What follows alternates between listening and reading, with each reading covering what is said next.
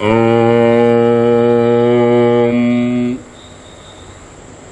విఘ్నేశ్వరం విఘ్నశాంత్యై వాణీం వాచః ప్రవృత్తయే గురూన్ గూఢార్థభానాయ ప్రణమామి పునః పునః శరదిందు వికాసమందహాసాం స్ఫురదిందీవరలోచనాభిరామాం అరవింద సమాన సుందరాస్యాం అరవిందాసన సుందరీముపాసే జ్ఞానానందమయం దేవం నిర్మలస్ఫటికాకృతిం ఆధారం సర్వవిద్యానాం హయగ్రీవముపాస్మహే.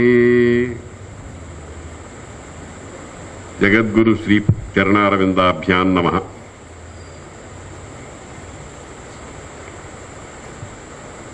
దాదాపు 10-12 సంవత్సరాలుగా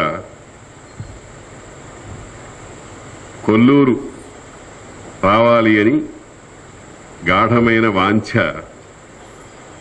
ఉన్నది. ఆ వాంఛ కలిగించినటువంటి వారు బ్రహ్మశ్రీ వేదమూర్తులు పరిమి ఆంజనేయ శర్మ గారు. బహుశా వారిని గురించి చాలామంది ఇక్కడ తెలుసు అనుకుంటాను. వారికి నా యందు చాలా అవ్యాజమైనటువంటి వాత్సల్యం ఉన్నది. ఇంతకు ముందు చెప్పినటువంటి సోమాసి బాలగంగాధర శర్మ గారి గురుదేవులు తాడేపల్లి రాఘవనారాయణ శాస్త్రి గారికి ఆయన అత్యంత ప్రియ శిష్యులు. వారు అనేక పర్యాయాలు ఈ కొల్లూరుని గురించి, ఇక్కడ ఉండేటువంటి భాగవత వైభవాన్ని గురించి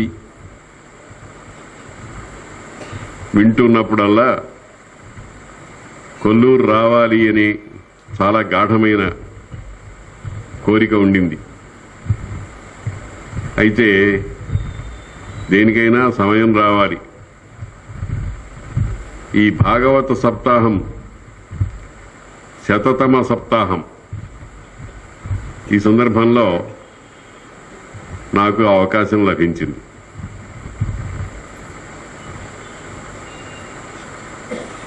ఈ కార్యక్రమాన్ని ఇన్ని సంవత్సరాలుగా చేస్తూ ఉండడం అనేటువంటిది చాలా గొప్ప విషయం, అందులో ఏం సందేహం లేదు. కానీ మన సంప్రదాయం అటువంటిది.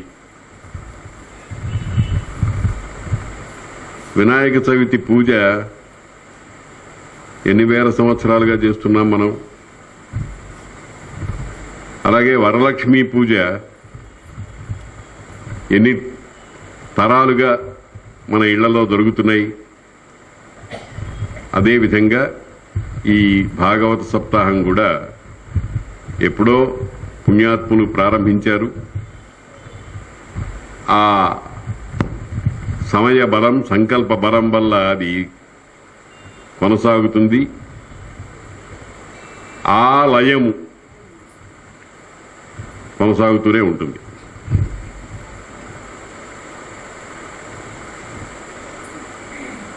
ఇక్కడ భాగవతాన్ని బాగా చక్కగా జీర్ణించుకొని చక్కని వాక్శుద్ధితో ప్రపంచించగలిగినటువంటి మహానుభావులు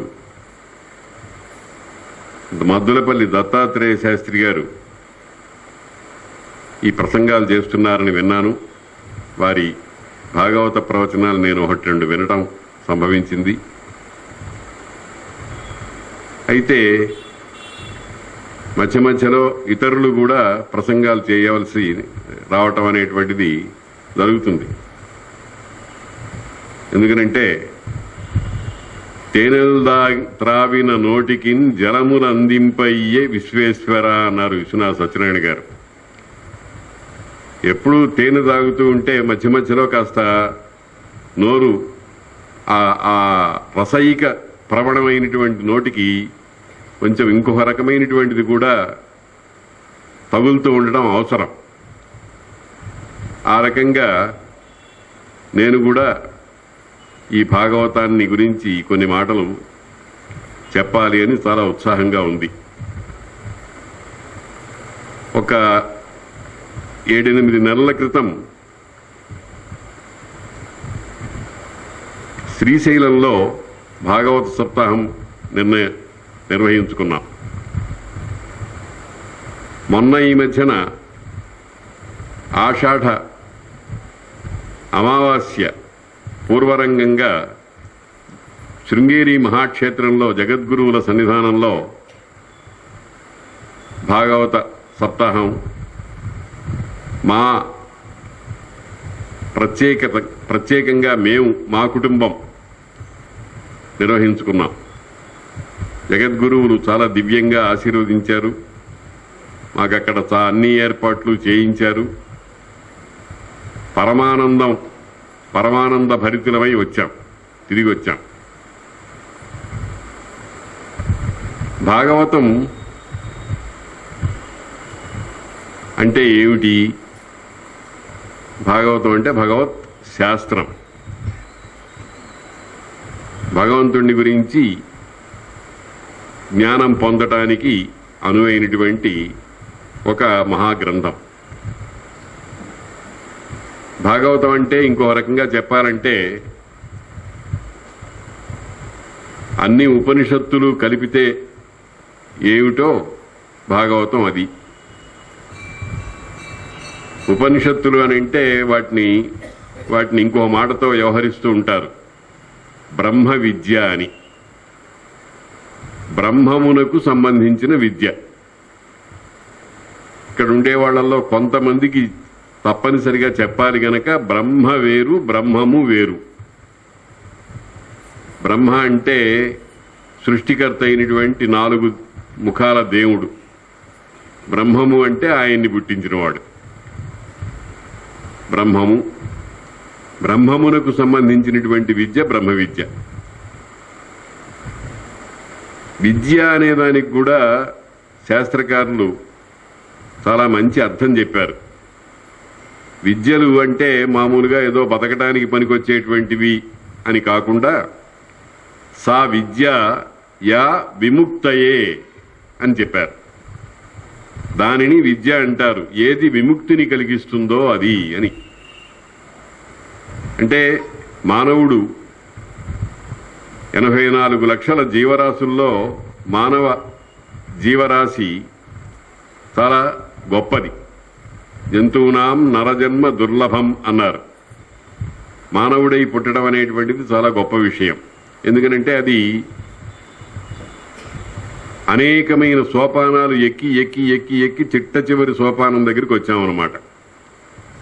అన్నీ నేను సాధారణంగా ఓ మాట చెబుతూ ఉంటాను అర్థం కావటం కోసం. మన చిన్నప్పుడు పరమపద సోపాన పటం అని ఒక ఆట ఆడుతూ ఉండేవాళ్ళం. గవ్వలు వేసి పావులు పందాలు వేసి 2, 4, 8 అట్లా పడుతున్నాయి.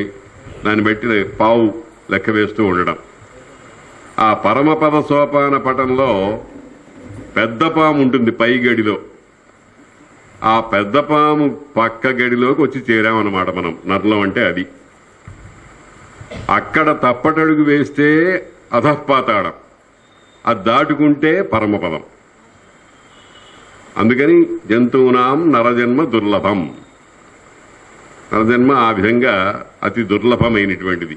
ఎంతో కష్టపడితే గాని లభించదు.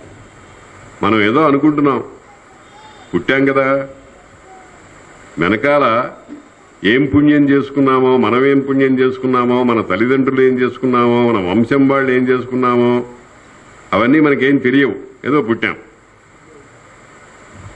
కాబట్టి తింటున్నాం కాబట్టి పాపాలు చేస్తున్నాం. అప్పుడప్పుడు ఏవో కొన్ని పుణ్యాలు కూడా చేసినట్టు నటిస్తున్నాం. మొత్తానికి ఏదో జీవం సాగుతోంది.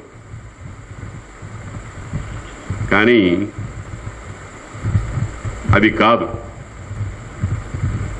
ఒక లక్ష్యం ఉండాలి ప్రతి జీవికి కూడా.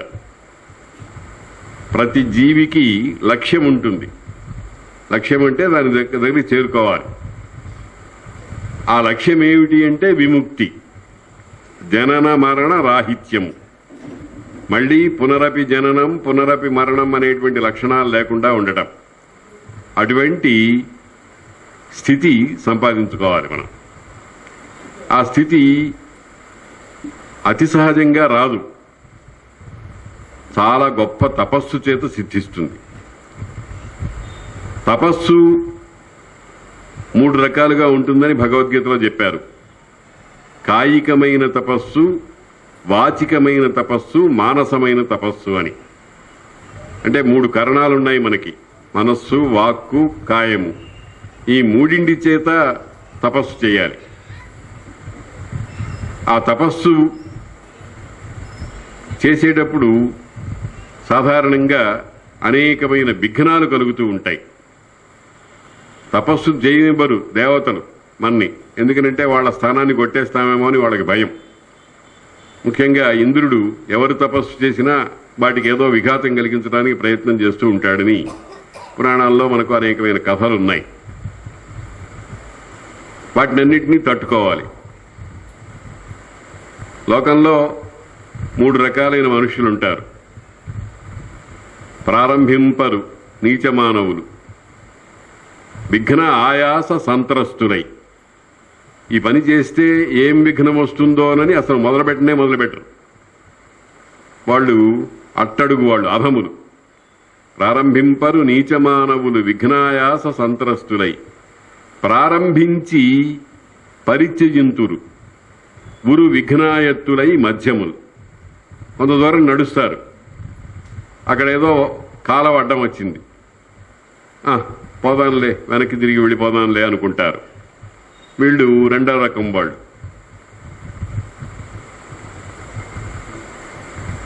ప్రారంభించి పరిత్యజింతురు విఘ్నాయత్తులై మధ్యములు. ధీరుల్ విఘ్న నిహన్యమానులగుచున్ ధృత్యున్నతోత్సాహులై ప్రారబ్ధార్థములు ఉజ్జగింపరుసుమి ప్రజ్ఞానిధులు కావుటన్. ధీరులైనటువంటి వాళ్ళు ఎన్ని విఘ్నాలు వచ్చినా సరే వాటినన్నిటినీ తట్టుకుంటూ, వాటికి ప్రతిక్రియలు చేసుకుంటూ, ముఖ్యంగా భగవంతుడి మీద పరిపూర్ణమైనటువంటి విశ్వాసం పెట్టుకుని ముందుకు సాగుతూనే ఉంటారు, వెనక్కి పోరు. అటువంటి వాళ్ళనే ప్రజ్ఞానిధులని, ధీరులని అంటారు. అటువంటి వాడే మనిషి, అటువంటి వాడే లక్ష్యాన్ని చేరుకుంటాడు. కాబట్టి అటువంటి లక్ష్యం చేరుకోవడానికి మహర్షులు ఏం చేశారంటే కొన్ని మార్గాలు ఏర్పాటు చేశారు. ఓ చక్కటి మార్గం, రే నాయనా నీ గమ్యం ఇది, ఆ గమ్యంలో ప్రవేశించడానికి కావలసిన వస్తు సామగ్రి ఇది, అక్కడి నుంచి నువ్వు చేరుకోవడానికి విధానం ఇది అని కొన్ని నిర్దేశాలు చేస్తారు. అటువంటి నిర్దేశమును పకడ్బందీగా చక్కగా లక్ష్యసిద్ధి నెరవేరటానికి సర్వయోగ్యంగా తయారైనటువంటి మార్గము భాగవత మార్గము. అది భాగవత మార్గం. భాగవతం అనే శబ్దం మనం వాడుతున్నాం కానీ భాగవత అర్థాన్ని కూడా మనం బహుశా చాలామంది చెప్పే ఉంటారు, కానీ వాళ్ళు చెప్పారో లేదో నాకు తెలియదు కనుక ఒకవేళ మీకు ఇదివరకే వారు చెప్పి ఉంటే మళ్లీ దానిని నెమరు వేసుకోవడానికి పనికొస్తుంది, లేకపోతే కొత్తగా తెలుసుకోవడానికి పనికొస్తుంది కనుక చెప్తాను. భాగవతము అని అంటే భగవంతునికి సంబంధించినది, భగవంతుని వాడు అని 2 రకాలుగా అర్థం. భాగవతుడు, భాగవతము. భగవంతుడు అంటే ఎవరు అని అంటే, భగవంతుడు అనేటువంటి వానికి ఓ శబ్ద అర్థం ఉంది. ఐశ్వర్యస్య సమగ్రస్య వీర్యస్య యశసః శ్రియః జ్ఞాన విజ్ఞానయోశ్చాపి షణ్ణాం భగయితీరణ అని అన్నారు. దీనికి పాఠాంతరాలున్నాయి. ఐశ్వర్యస్య సమగ్రస్య ధర్మస్య యశసః శ్రియః జ్ఞాన వైరాగ్యయోశ్చాపి షణ్ణాం భగయితీరణ అనే పాఠం ఉంది. ఇది పాఠం కూడా ఉంది. ఐశ్వర్యం, సమగ్రమైన ఐశ్వర్యం. సమగ్రము అంటే ఇంకా మిగులు ఎక్కడా లేదన్నమాట. ఆ సమగ్రమైన ఐశ్వర్యము, వీర్యము, శక్తి, లేకపోతే ధర్మము. ఐశ్వర్యస్య సమగ్రస్య వీర్యస్య యశసః కీర్తి. యశస్సు అంటే వ్యాపించేది, అన్ని చోట్లకు వ్యాపించేది. ఇప్పుడు ఈ కొల్లూరు గ్రామంలో 100వ భాగవత మహాయజ్ఞం జరుగుతోంది అనేటువంటి విషయం శ్రీకాకుళం తెలుసు, కలకడా తెలుసు, ఢిల్లీ తెలుసు, అక్కడికి తెలుసు. దీన్నే వ్యాప్తి అంటారు. యశు వ్యాప్తవు అని వ్యాపించిందన్నమాట, అందరికీ తెలిసింది. యశస్సు, శ్రీ సంపద, జ్ఞాన విజ్ఞానయోశ్చాపి, జ్ఞాన వైరాగ్యయోశ్చాపి. జ్ఞానము వైరాగ్యము. వైరాగ్యము జ్ఞానం అంటే మోక్షే ధీర్ జ్ఞానం అన్నారు. మోక్ష విషయకమైనటువంటి బుద్ధిని జ్ఞానం అంటారు. అంటే ఏ పని చేసినా, ఏ మాట మాట్లాడినా, ఏ భావన మనస్సులో కదలాడినా అదంతా కూడా భగవంతుణ్ణి చేరుకోవాలి అనేటువంటి దృష్టి ఉండేటువంటి దాన్ని జ్ఞానం అని అంటారు. దాన్ని చేర్చేదాన్ని జ్ఞానం అంటారు. జ్ఞానాదేవహి కైవల్యం అన్నారు శాస్త్రకారులు. కాబట్టి జ్ఞాన విజ్ఞానయోశ్చాపి, విజ్ఞానము అనేటువంటిది కూడా ఒక పాఠం ఉంది. వైరాగ్యం అనే పాఠం ఒకటి ఉంది. విజ్ఞానము అంటే నిఘంటుకారులు ఏం చెప్పారంటే, అన్యత్ర విజ్ఞానం శిల్పశాస్త్రయోహో అని అన్నారు. శిల్పశాస్త్రములయందుండేటువంటి తెలివితేటల్ని విజ్ఞానం అని అంటారు. శిల్పశాస్త్రం అంటే ఇవాల్టి పరిభాషను బట్టి సైన్స్ అండ్ టెక్నాలజీ. అన్ని రకములైనటువంటి శాస్త్రాలు, ఈ టెక్నాలజీ అంతా ఏదైతే ఉందో దీన్నంతటినీ కూడా విజ్ఞానము అనే పేరుతో వ్యవహరిస్తున్నారు. ఇది కావాలి. ఇవంతా కూడా అంటే ఒక్క ముక్కలో చెప్పాలంటే సర్వజ్ఞత, సర్వసంపన్నత. సర్వజ్ఞత, సర్వసంపన్నత, అన్నీ తెలిసి ఉండటం, అన్నీ తనకు ఉండటం అనేది. ఈ 6 లక్షణాలని కలిపి భగము అని అంటారు. భగము కలవాడు భగవంతుడు. ఈ కలవాడు అనే దాంట్లో మళ్ళీ మనం కొంచెం సాధారణార్థం తీసుకోకూడదు. లోకంలో మామూలుగా వాడు ధనవంతుడు అంటాం. ధనవంతుడు అంటే ధనము గలవాడు అని మామూలు అర్థం కాదు. ధనము అక్కర్లేనంత ఎక్కువగా ఉన్నవాడు అని అర్థం. ఏదో రూపాయో 2 రూపాయలో కూడా ధనమే, అది గలవాడిని ధనవంతుడు అనరు. ధనము పుష్కలంగా ఉన్నవాడు అని అర్థం. కాబట్టి భగము అనేటువంటిది మొత్తము ఇంకా మిగులు లేకుండా, ఇంకెక్కడా లేకుండా ఎవరి దగ్గర ఉందో ఆయన్ని భగవంతుడు అంటారు. భగవంతుడికి సంబంధించినటువంటి గ్రంథము భాగవతము అని అన్నారు. ఈ భాగవతం అనేటువంటిది ఈ నిర్వచనం చేత మనం తెలుసుకోవాల్సింది ఏమిటంటే, ఏ ఉపనిషద్వాంగ్మయమైతే అనేక విధాలుగా ఆ పరమాత్మ తత్వాన్ని చెప్తాయో అదంతా కూడా మనందరికీ వీలైనంత సన్నిహితంగా తీసుకురావటానికి కొన్ని కథలు, కొన్ని చరిత్రలు, కొన్ని సర్గశ్చ ప్రతిసర్గశ్చ వంశో మన్వంతరాణిచ వంశానుచరితంచ అని ఇవన్నీ కూడా కలిపి 5 లక్షణాలు. అంతేకాదు భాగవతానికి 10 లక్షణాలు ఉన్నాయన్నారు. ఇంకా ఊతులని, నిరోధమని, ముక్తి అని, ఆశ్రయమని, మొత్తం భాగవతం 10 లక్షణాలు కలిగి ఉన్నది అని భాగవత గ్రంథంలోనే చెప్పారు. వీటన్నిటినీ కూడా ఒక్కొక్క దానిని సూత్రప్రాయంగా వివరించి కథలలో, విషయాలలో సమన్వయం చేసి, సమన్వయం చేయడం అంటే ఇది సూత్రమండి, దీని అర్థం ఇక్కడ వ్యాపించి ఉన్నది అని సమన్వయం చేసి చెప్పినటువంటి మహా గ్రంథము భాగవతం. అటువంటి భాగవతాన్ని వ్యాసుల వారు మనకు ప్రసాదించారని మనం అందరం విశ్వసిస్తున్నాం. ఎందుకనంటే మనకు కొన్ని ప్రశ్నలు పుట్టకూడదు. సాధారణంగా ఆ పుడితే చాలా ప్రమాదాలు ఉంటాయి. అక్కడ మనని రక్షించేది విశ్వాసం ఒక్కటే. వ్యాసుల వారు రచించారు అని మన పెద్దవాళ్ళు చెప్పారు, మనం నమ్మడమే అంతే. ఆ రచించారా, మీరు చూశారా అని కొంతమంది హేతువాదులు అడుగుతూ ఉంటారు. దానికి అటువంటి ప్రశ్నలకు చాలా ఘోరమైనటువంటి సమాధానాలు చెప్పాల్సి వస్తుంది. వద్దులేండి, ఆ జోలికి పోవద్దు. మన విశ్వాసం ఏమిటంటే వ్యాసుల వారు భాగవతాన్ని రచించారు.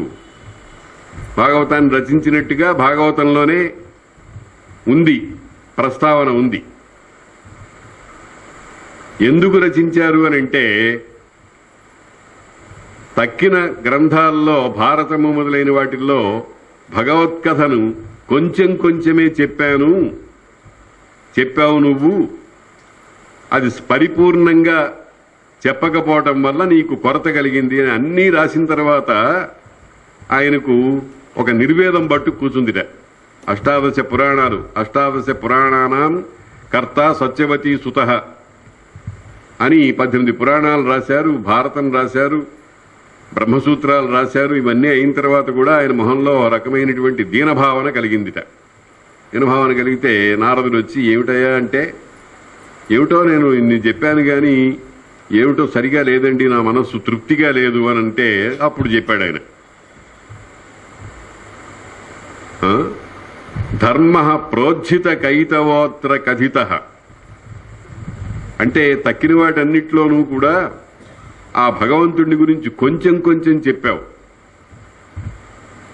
కొంచెం కొంచెం చెప్పడం అంటే అర్థం ఏమిటి? ఒకడిని పిలుచుకొచ్చాం, మనం భోజనానికి కూర్చోబెట్టాం, బిస్తరి వేశాం, కూర్చున్నాం, కూర్చోబెట్టి నాయనా భోజనం చెయ్యని వాడు తినే ప్రమాణంలో వాడు ఓ సేరు బియ్యం లాగ్గరడు, కానీ అక్కడ 2 మెతుకులు వేసి తిను లేచిపో అంటే ఎట్లా ఉంటుంది? ఆ రకంగా భగవంతుడికి సంబంధించినటువంటి విషయాలు పూర్తిగా చెప్పకపోయినందువల్ల నీకు ఈ కొరత వచ్చిందయ్యా అని నారదుల వారు ఆయనకి భగవత్ జ్ఞానాన్ని ఉపదేశం చేసి వెడితే అప్పుడు ఆయన ఈ భాగవతం రాశారు అని మనకు కథ ఉంది. అటువంటి భాగవతం చాలా కష్టపడి లోబర్చుకోవాల్సినటువంటిది. విద్యావతాం భాగవతే పరీక్ష అంటారు. భాగవతంలో పరీక్ష చేస్తే నెగ్గితేనే వాడు విద్యావంతుడి కింద లెక్క. ఇందాక అనుకున్నాం కదా, విద్య అంటే సా విద్య యా విముక్తయే, ఏది విముక్తి కలిగిస్తుందో అది ఏ విద్య.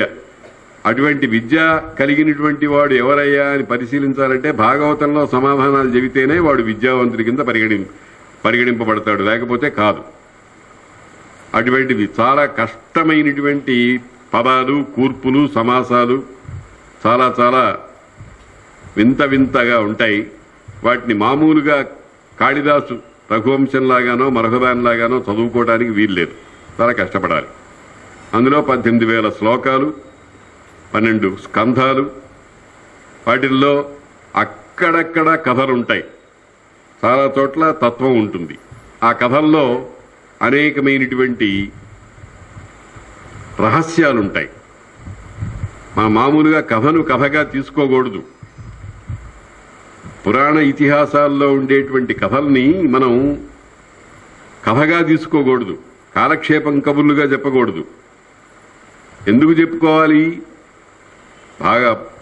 భాగవతాన్ని గాని భారతాన్ని గాని, భారతంలో ఉండే కథలన్నీ కూడా ఎందుకయ్యా అంటే పెద్దవాళ్ళు చెప్పారు, ఇతిహాస పురాణాభ్యాం వేదం సముపబృంహయేత్ బిభేత్యల్పశ్రుతాద్ వేద మామయం ప్రహరిష్యతి అని చెప్పారు శాస్త్రాల్లో, పుస్తకాల్లోనే, గ్రంథాల్లోనే.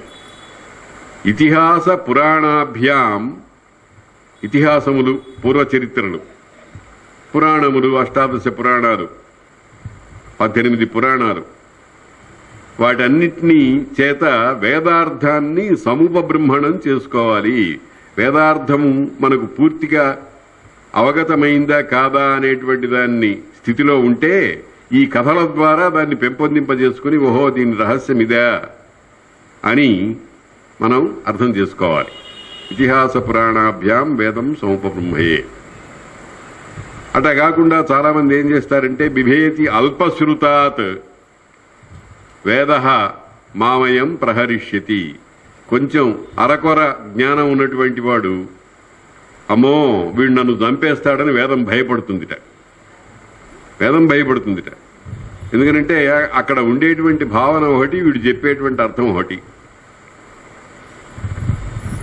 మాతృదేవో భవ అన్నది వేదం, తల్లియే నీకు దైవము అన్నాడు. ఓ నాస్తికుడు దేవుడు లేడండి అంటాడు. అరే ఏ దేవుడు లేడంటున్నావు నువ్వు? మీ అమ్మయే దైవము అని శాస్త్రం చెబుతోంది, ఆ ముందే లేదా? కాబట్టి ఇటువంటి వాళ్ల వల్ల చాలా ప్రమాదమైనటువంటి, ప్రతిదానికి హేతువు కావాలంటాడు, హేతువాదం అని అంటాడు. దాని చేత మనకు చాలా ప్రమాదకరమైనటువంటి విషయాలు వస్తాయి. అందుచేత వాళ్ళు ఏం చేశారంటే ఆ వేద రహస్యాలన్నింటినీ కూడా పురాణ ఇతిహాసముల కథలతో చెప్తారు. ఒకటి రెండు చిన్న చిన్న విషయాలు మనం గమనిద్దాం. ఈ భాగవతాన్ని పోతన గారు చాలా చక్కగా తెలుగులో మనకి పెట్టారు. ఆయన తపస్సు చేశాడు. పోతన్న తెలుగుల పుణ్యపేటి అన్నారు. తెలుగు వాళ్ళ పుణ్యం అంతా పండితే ఆ పండినటువంటి పెట్టేయే పోతన్న గారు అని అన్నారు. పోతన్న గారు ఎందుకు అంత గొప్పవాడైనాడంటే ఆయనలో ఉండేటువంటి వైరాగ్య సంపద. వైరాగ్యం అంటే ఏమిటి? దేనియందు మమకారం లేకపోవటం. భారతంలో ఒక అద్భుతమైనటువంటి విషయం ఉంది. సర్వ గ్రంథములు వాంగ్మయం యొక్క సారభూతము అనదగినటువంటి ఒకానొక శ్లోకం ఉంది భారతంలో. 2-3 చోట్ల చెప్తారు దాన్ని. ఏమిటంటే ద్వ్యక్షరం బంధ ఇత్యాహు త్రియక్షరం బ్రహ్మ శాశ్వతం. సూక్ష్మంగా చెప్పారండి. 2 అక్షరంబులు బంధంబు, 3 అక్షరంబులు మోక్షంబు అన్నారు. 2 అక్షరములు బంధం ఏమిటి? 2 అక్షరములు బంధం ఏమిటా 2 అక్షరాలు చెప్పారు, వివరించారు. మనకి మా ప్రశ్న తలకాయ తినేస్తుందని ఎక్కువసేపు దాని గురించి మనం ఆలోచించాల్సిన అవసరం లేకుండా వాళ్లే చెప్పారు. మమేతి ద్వ్యక్షరం బంధ. మమ నాది, నాకు, నాది అనుకోవటమే ఆ 2 అక్షరాల పదబంధమే బంధము. తెలుస్తూనే ఉంది లోకంలో. ప్రతి జీవికి కూడా ఏదో ఒక దాని మీద స్వామిత్వం ఉంటోంది. ఇది నాది నాది నాది అనేటువంటి భావన ఉంటోంది. ఆ నాది అనే భావన ఉన్నప్పుడు సంతోషమే కలుగుతుంది. నాకు 1,00,000 రూపాయలు వచ్చింది, నిన్న లేదు ఇవాళ వచ్చింది, అబ్బో చాలా సంతోషం కలిగింది. ఆ 1,00,000 రూపాయలు వచ్చిందని ఎవడో దొంగగాడికి తెలిసింది. మన ఇంట్లో అంతకుముందు 1,00,000 రూపాయలు కాకుండా ఇంకో 50,000 ఉంది. ఇది అది కలిపి కొట్టు దోచుకుపోయినాడు. అన్న వస్త్రాలకు పోతే ఉన్న వస్త్రాలు కూడా పోయినాయి అనేటువంటి స్థితి వచ్చింది. ఆయే దుఃఖం ఏ దుఃఖం, వస్తే దుఃఖము పోతే దుఃఖము. కాబట్టి సృష్టిలో ఏదైనా సరే భగవద్గీత అందుకనే ఏం చెప్పింది? ఎదురుచ్ఛాలాభ సంతుష్ట ద్వంద్వాతీత విమత్సర. వచ్చిన దాంతో సంతోషపడు, రాని దానికోసం అంగలార్చకు. కాబట్టి ఈ మమ అనేటువంటి 2 అక్షరాల బంధము, 2 అక్షరాల పదము బంధము, దానికి ఇంకొక అక్షరం చేర్చు. ఎంత సుఖం అంటే నా మమ, నా మమ, నాదేం కాదు, నాదేం కాదు. నిజానికి ఏం కాదు, మనదేం కాదు. నేను చాలాసార్లు చాలా చోట్ల చెప్పాను, మన దేహమే మంది కాదు. మన దేహం మంది అయితే మనం ఎట్టా జీవితే అట్టా నడవాలా వద్దా? ఇవాళ ఇక్కడ చాలా మంచి భోజనం పెట్టారు. కూరలు అవన్నీ చాలా రుచిగా ఉన్నాయి. రుచిగా ఉన్నాయి కదా అని మామూలుగా తినే ప్రమాణం కంటే 2 ఎక్కువ లాగాను. ఏమైంది? అటుకులు తిన్నట్లగునే కడుపున కుట్టెత్తినప్పుడు అటుకులు తినేటప్పుడు చాలా సమ్మగా ఉంటుంది, బాగా రుచిగా ఉంటుంది, చాలా హాయిగా ఉంటుంది. కానీ ఆ తర్వాత అది కడుపులో నొప్పి పుట్టిస్తుంది. లోపలికి వెళ్లి ఆ పదార్థం ఉబ్బుతుంది.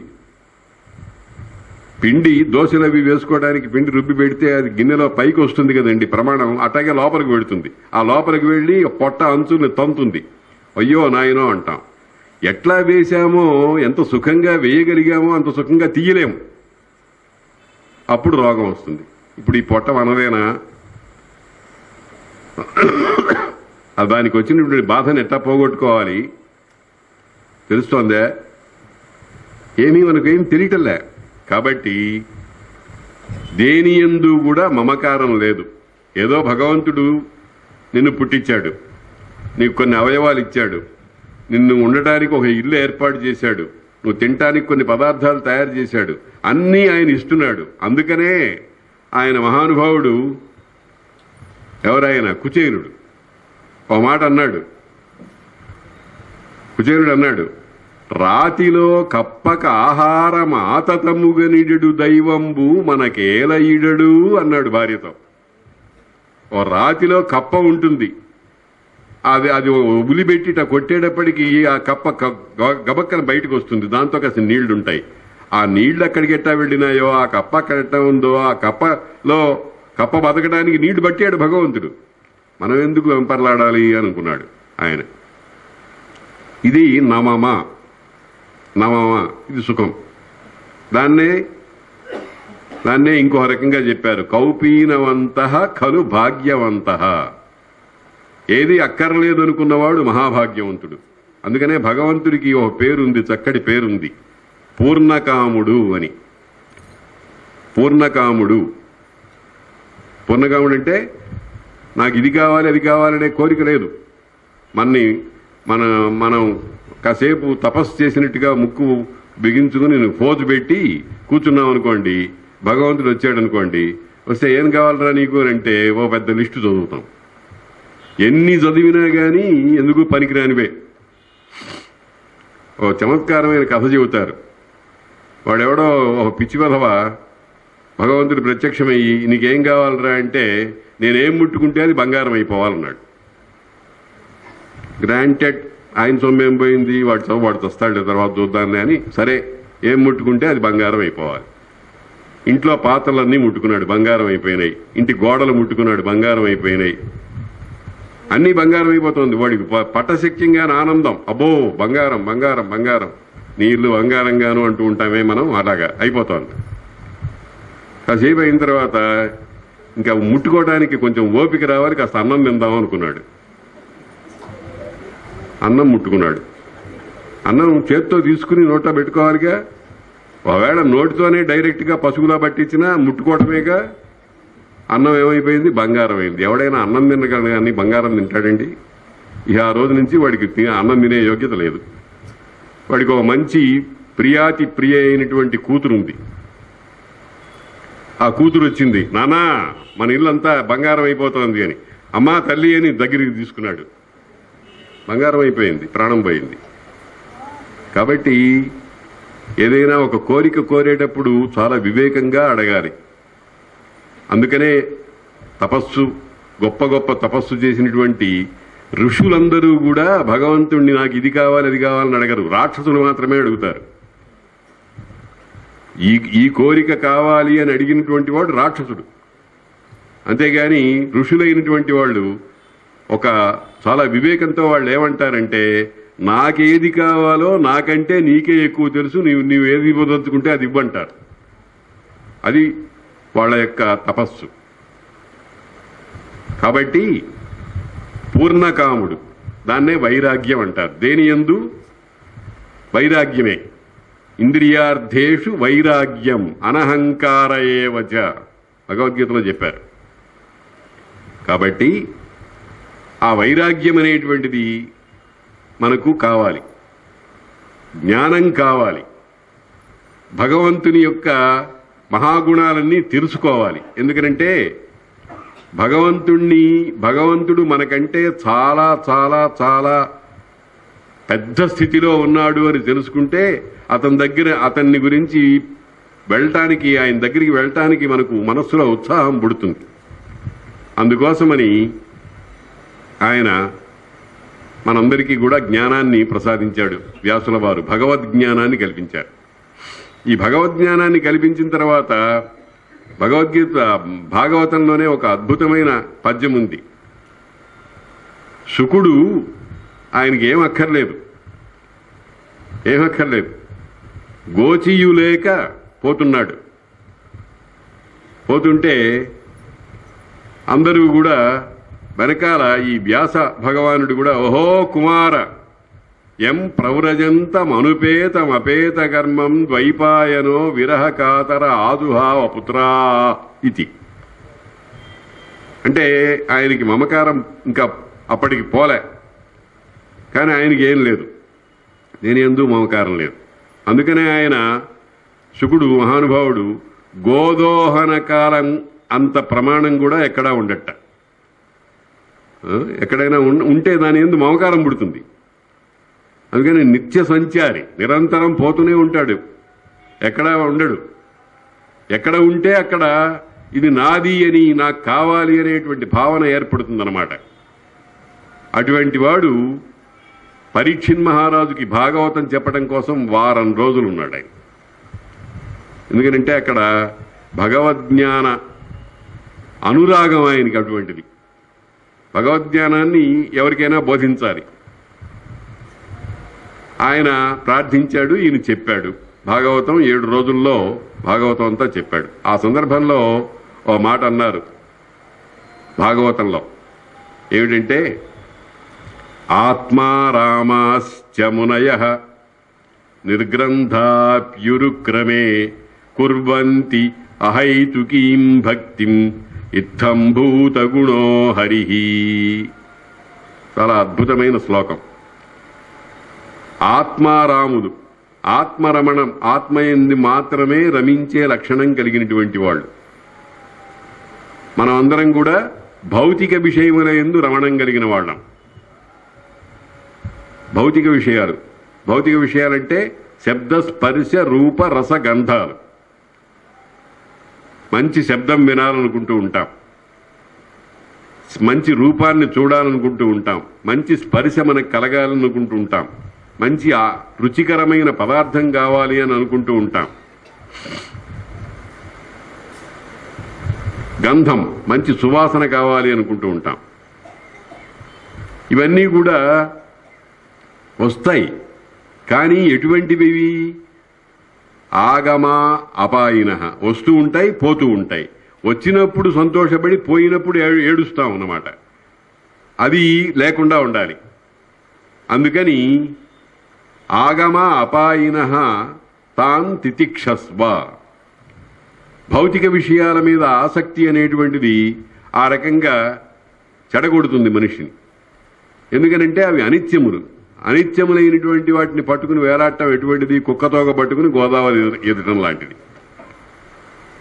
కుక్కతోక పట్టుకుంటే గోదావరి ఈదటం సాధ్యం కాదు సరిగదా, కుక్కతో పాటు మనం కూడా మునిగిపోతాం, సర్వనాశనం అయిపోతాం. అందుకని భౌతిక విషయ లాలసత లేకుండా ఉండాలి మనిషికి. అటువంటి స్థితి సంపాదించారు వాళ్ళు. ఆత్మారామాశ్చ మునయః.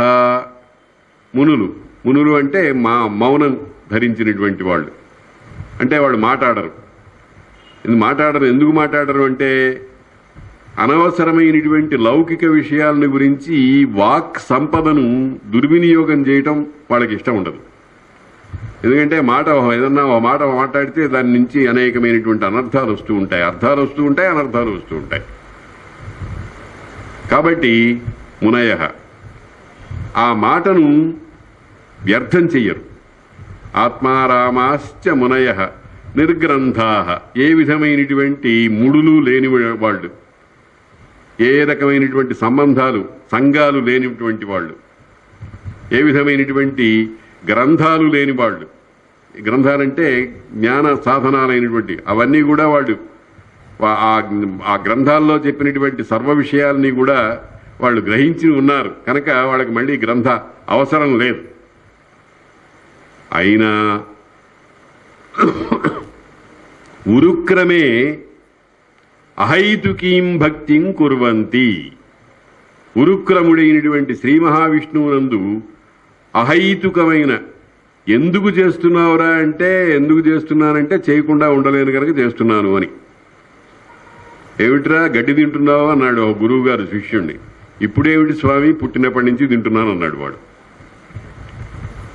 కాబట్టి దేనికైనా సరే ఒక హేతు ఉండాలి. ఆ హేతు అనేది లేదు. అహైతుకీం భక్తిం కుర్వంతి, హేతువు లేనటువంటి భక్తిని, ఇందుకోసము అనేటువంటి ప్రయోజన అపేక్ష లేనటువంటి భక్తిని చేస్తూ ఉంటారు. లోకంలో ఎక్కడైనా ఉంటుందా ఇది? ఉండదు. అందుకనే విశేషం. మరి ఏమిటి, ఎందుకట్టా చేస్తారు అంటే ఏం చెప్పమంటారు? ఇత్తంభూత గుణో హరిహి, ఆయన గుణాలు అట్లాంటివండి, పూజ చేయకుండా ఉండలేం. మమ్మల్ని ఏం చేయమంటారు? ఆ హరి ఇత్తంభూత గుణ, ఇటువంటి గుణాలు కలిగినటువంటి వాడు అన్నాడు.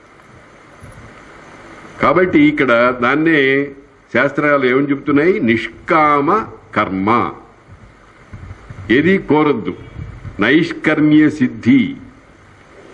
నీవేమీ కోరదు, నీ పని నువ్వు చేస్తూ ఉండు. దాన్నే భగవద్గీత చెప్పారు. దాన్ని చాలా మంది దురర్థం, అపార్థం చేసుకున్నారు. దాన్ని కర్మణ్యేవ అధికారస్తే మా ఫలేషు కదాచన, నీకు కర్మమునందు మాత్రమే అధికారం. అంటే నీ పని నువ్వు చేస్తూ ఉండంతే, ఫలితం వస్తుంది రాదు అది వేరే సంగతి, పట్టించుకోవద్దు. దాన్నే ఒక ఆయన చాలా చక్కగా చెప్పారు. ఉద్యోగినం పురుష సింహముపైతి లక్ష్మీ దైవేన దేయమితి కాపురుషా వదంతి, దైవం నిహత్య కురు పౌరుషమాత్మశక్త్యా యత్నే కృతే యది న సిద్ధ్యతి కోత్రదోష అన్నారు. నీ పని నువ్వు చెయ్యి. కాబట్టి దాన్నే కర్మణ్యేవ అధికారస్తే మా ఫలేషు కదాచన. ఫలేషు అధికారం అంటే నువ్వు అపేక్షించిన ఫలితము వచ్చి తీరాలి అనేటువంటి భావన నువ్వు పెట్టుకుంటే లభించకపోతే నీకు కలిగే దుఃఖమే. ఇది తత్వం. కాబట్టి ఇత్తంభూత గుణో హరిహి, దీన్నే పోతన గారు కూడా చాలా చక్కగా ఈ పద్యం రాశారు. ధీరులు, నిరపేక్షులు, ఆత్మారాములు, యోగివరులు హరిభజనము నిష్కారణమ చేయుతుందురు, నారాయణుడట్టివాడు నవ్య చరిత్ర అన్నాడు. ధీరులు, బుద్ధి విశేషం కలిగిన వాళ్ళు. ధీరుడు అంటే పదండి ముందుకు, పదండి తోసుకు, పోదాం పోదాం పై పైకి అని సముద్రంలో దూకేవాడు కాదు. ధియా రమంతే ఇతి ధీరాహ, బుద్ధితో రమించేవాళ్ళు, బుద్ధి విశేషంతో చాలా ఆనందపడుతూ ఉండేవాళ్ళు. వాళ్ళు నిరపేక్షులు, ఏ కోరిక లేదు. ఆ నిరపేక్షులు, ఆ ధీరులు నిరపేక్షులు, ఆత్మారాములు, శ్లోకంలో చెప్పినటువంటి మాట ఉంది. హరిభజనము నిష్కారణమ చేయుచుందురు, హరిభజనాన్ని నిష్కారణంగా ఏ ప్రయోజనం అపేక్ష లేకుండా చేస్తూ ఉంటారు. దానంతరం అదే వస్తుంది. ఆ పని చేస్తూ ఉంటే దానంతరం అదే వస్తుంది, నీకు అక్కర్లేని కూడా వస్తుంది. అందుకనే అన్నాడు కుచేలుడు, ఎంత గడించిన కూటికి ఎంతటి వాడైన కాటికి అన్నాడు. ఎంత గడించిన కూటికి, ఎందుకయ్యా ఎందుకు సంపాదిస్తున్నావా అంటే తినాలి కదండి అంటాడు. చివరికి పోని తిని తిని తిని ఈ శరీరాన్ని ఏమన్నా నాశనం కాకుండా రక్షించుకోగలమా అంటే ఎప్పుడో అప్పుడు కాటికి పోవాల్సిందే. సిద్ధంగా ఉంది, కట్టెలు, పాడె మొదలైనవన్నీ కూడా రెడీగా ఉన్నాయి. దాన్నే చెప్పారు భారతంలో, అహన్యహని భూతాని గచ్చంతి చయమాలయం శేషాహ స్థావరమిచ్చంతి కిమాశ్చర్యమతః పరం.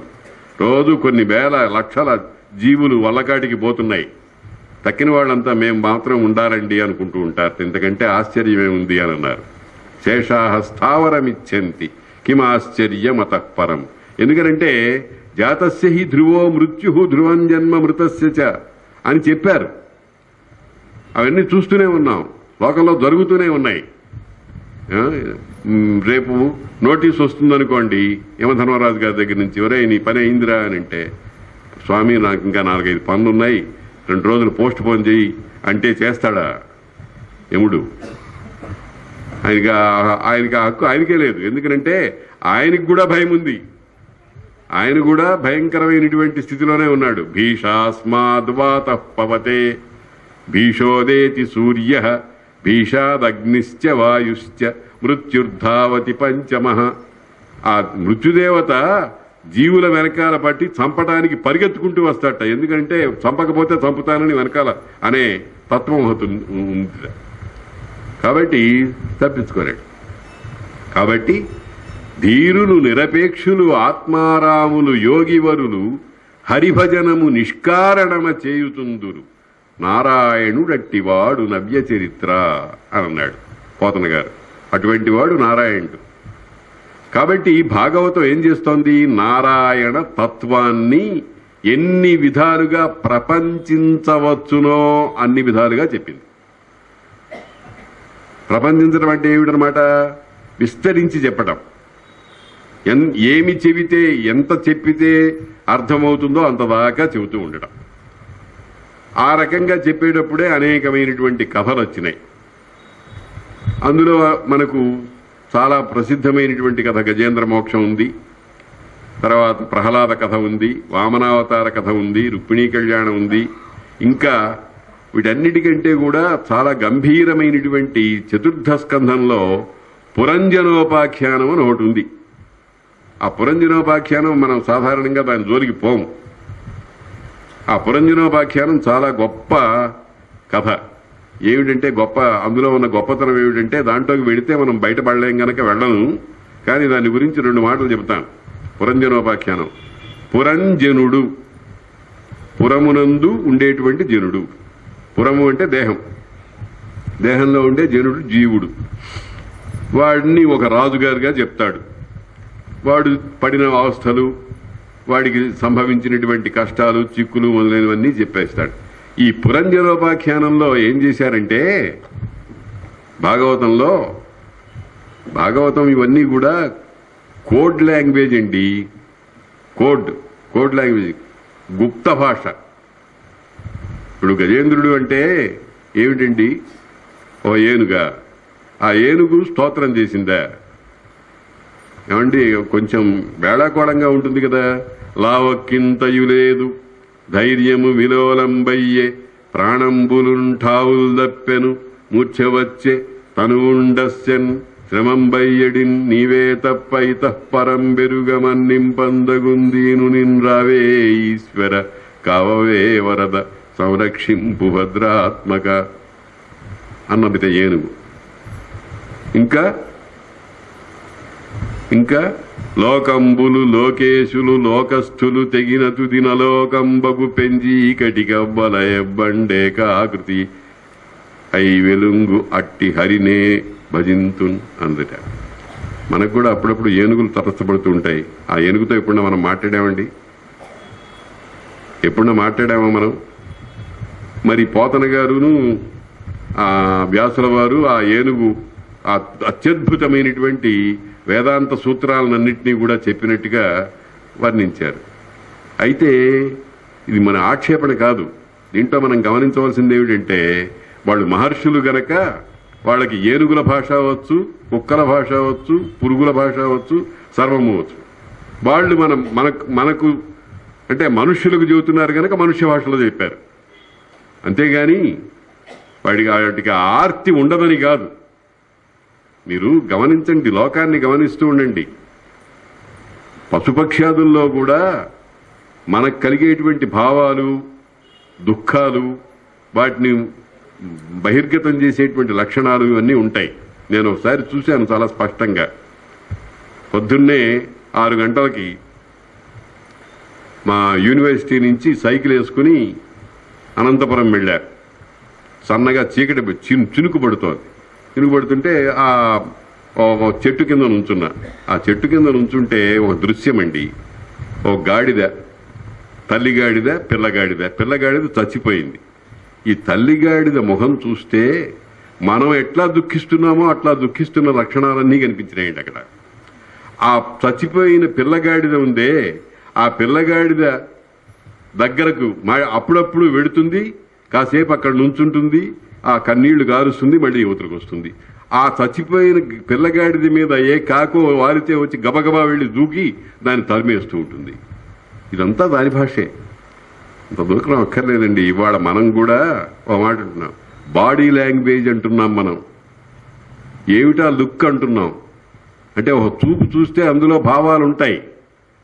కాబట్టి గజేంద్రుడు మాట్లాడిన మాటలన్నీ మాట్లాడా నిజంగా అని మనం ఏమి శంకించనక్కర్లేదు. మహర్షులు అన్ని జంతువుల, అన్ని దేవతల, అన్ని రకాలైనటువంటి జాతుల భావాలన్నీ కూడా మన కోసం రాసిపెట్టారు. అయితే దీన్ని నిదాన భాష అంటారు.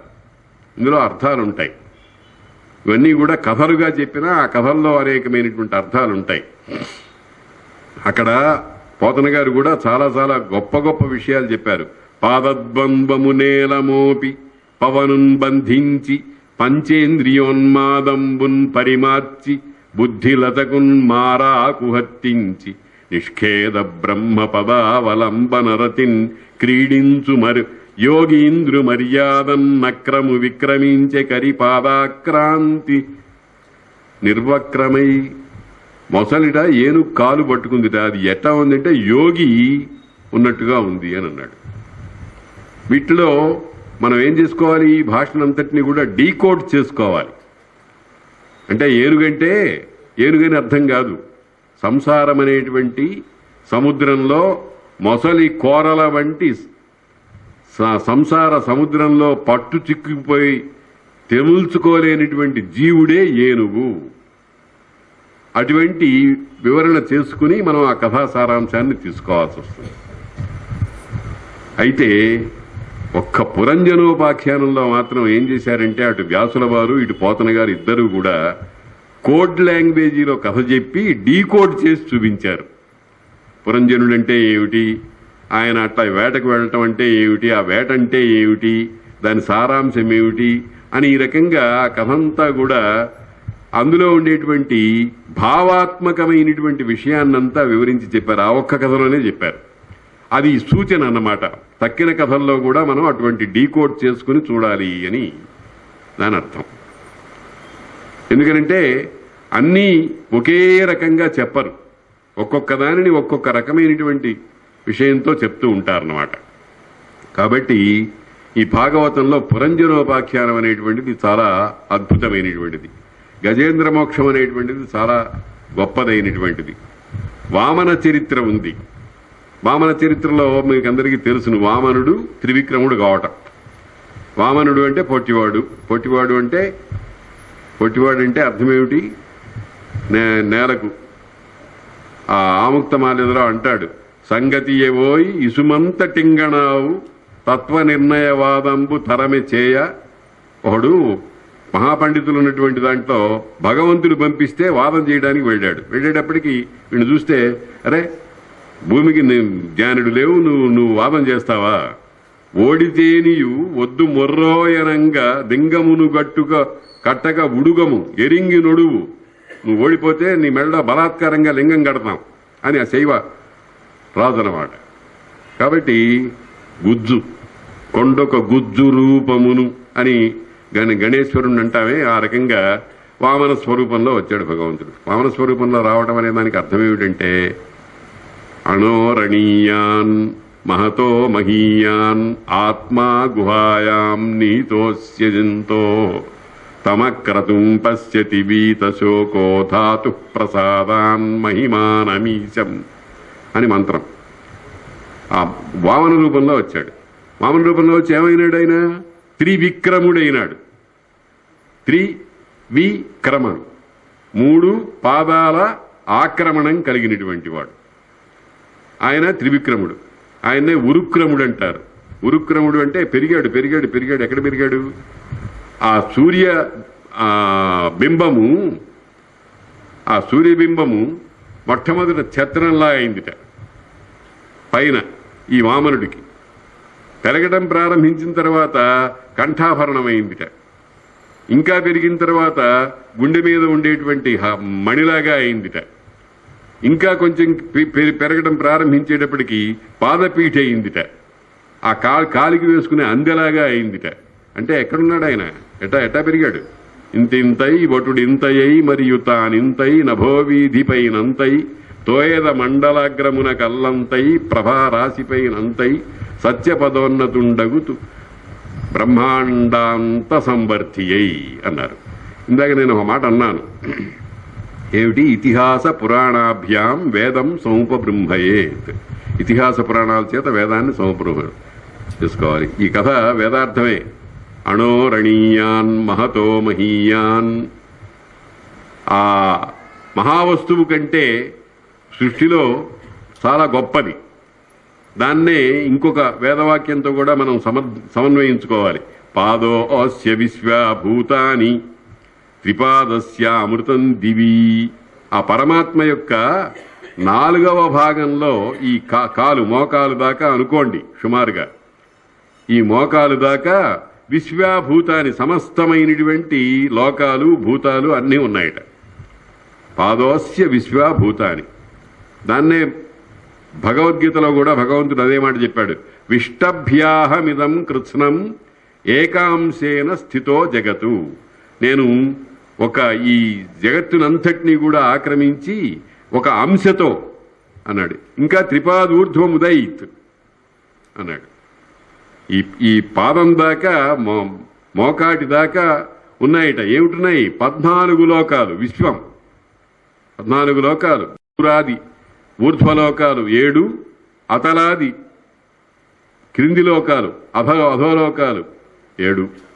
మన వాళ్ళు చెప్తారు భూలోక భువర్లోక సువర్లోక మహర్లోక జనలోక తపోలోక సత్యలోకాలని, అతల వితల కుతల సుతల రసాతల తలాతల పాతాళాలని మొత్తం 14 లోకాలున్నాయని చెప్పారు.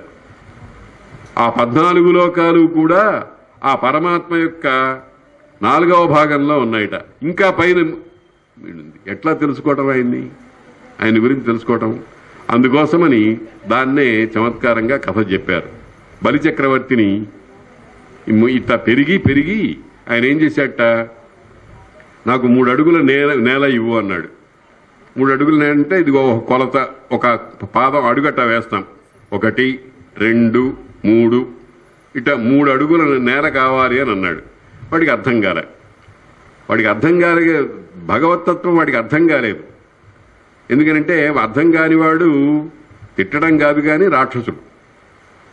అర్థం చేసుకోవాలనుకునేటువంటి వాడు మానవుడు, అర్థం అయినవాడు దేవుడు. ఇది సృష్టిలో 3 అడుగుల నేల కావాలన్నాడు. నేల కావాలంటే ఏంటే పిచ్చివాడా నువ్వు? నేను మహాచక్రవర్తిని, ఏమి అడుగుతావో దానికంటే రెట్టింపించే స్వభావం కలిగినటువంటి వాడిని. అటువంటి వాడిని నా దగ్గరికి వచ్చి 3 అడుగుల నేల అడుగుతావా అన్నాడు. అంటే అప్పటికీ అర్థమైపోయింది ఎవరికి? జ్ఞాన సంపన్నులైన వాడికి అర్థమైపోయింది. బలిచక్రవర్తి బలియే గాని బుద్ధి బలం కలిగిన వాడు కాదు అని. వాళ్ళ బుద్ధిబలం లేదు, దేహబలం ఉంది. బుద్ధిబలం ఉంటే తెలుస్తుంది అతనికి. ఏమిటి తెలుస్తుంది? భగవంతుడు చెప్పాడు, ఇది నాకు నెలవని ఏ రీతి పలుకుదు ఒక చోటనగా ఎందు నుండ నేర్తు అన్నాడు. అంటే మీరు వడుగా సంవాస స్థలం వెయ్యది ఈ ఎడకున్ నీ వరుదెంచుటన్ సఫలమయ్యన్ జన్మమున్ వంశమున్ అన్నాడు. నువ్వు ఎక్కడి నుంచి వచ్చావని అన్నాడు. ఎక్కడి నుంచి వచ్చావంటే నేను ఎక్కడి నుంచి రావడం ఏమిటయా? ఇది నాకు నెలవని ఏ రీతి పలుకుదు ఒక చోటనక ఎందు నుండ నేర్తు. అంటే వాడేమనుకున్నాడంటే పాపం వీడికి అడ్రస్ లేదు అనుకున్నాడు. వీడికి ఒక అడ్రస్ లేదు, ఒక ఇల్లు వాకిలి ఊరు పేరు ఏం లేదు అనుకున్నాడు. కానీ ఆయన ఉద్దేశం అది కాదు. అంతటా నిండినటువంటి విశ్వం విష్ణు వషట్కార అంటోంది విష్ణు సహస్రనామం. విశ్వమంతా విష్ణువే అయినటువంటి వాడు ఏ పేట చెబుతాడు, ఏ ఊరు చెబుతాడు, ఏ ఇంటి నంబర్ చెబుతాడు చెప్పండి? కానీ అది అర్థం కాదా వాడికి. వాడేమనుకున్నాడంటే పాపం ఇల్లు వాకిలు లేదు కాబోలు, అందుకని తిరుగుతున్నాడు రోడ్ల మీద పడి అనుకున్నాడు. అదే అజ్ఞానం, దాని పేరే రాక్షసత్వం. ఇది నాకు నెలవని ఏ రీతి పలుకుదు ఒక చోటనక ఎందు నుండ నేర్తు ఎవ్వరి వాడనంచేమని పలుకుతు నాయంత వాడనై నడవనేర్తు. నేనెవడివాడిని కాదు, వరులు నాకు కారు వరులకు నేనవుదు, నాకెవరు అక్కర్లేదు, నేను అందరికీ వాడిని. ఇంత విస్పష్టంగా పరమాత్మ తత్వాన్ని అంతటినీ కూడా తేలిక మాటలతో చెబితే మళ్ళీ ఏం కావాలి? వరచేలంబులో మాడలో అవ్వా ఇవ్వా ఏం కావాలో కోరుకోరా అన్నాడు. అంటే ఏమిటనమాట? మనస్సు బ్లాంక్, ఏం లేదన్నమాట వాడితో, ఏమీ లేదు. బలిచక్రవర్తి దాని పేరే అజ్ఞానం అనమాట. కాబట్టి భగవంతుడు బలిచక్రవర్తిని పాతాళానికి అణిచిపారేశాడు అంటే అర్థం ఏమిటనమాట? అజ్ఞానాన్ని తుడిచిపారేశాడు అని అర్థం.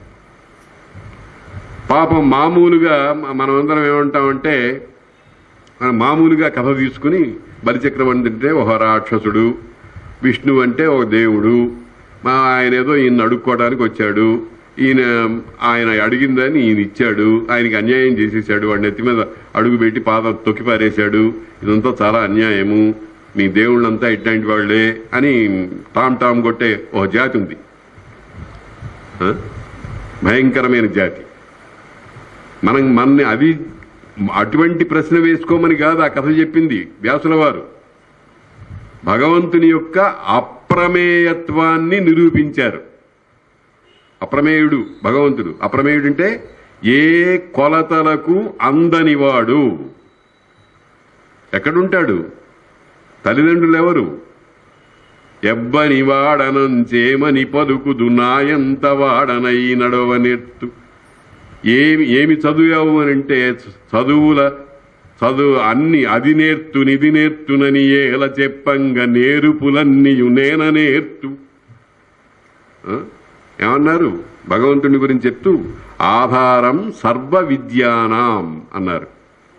భగవంతుడంటే సర్వ విద్యలకు ఆధారమైనటువంటి వాడు.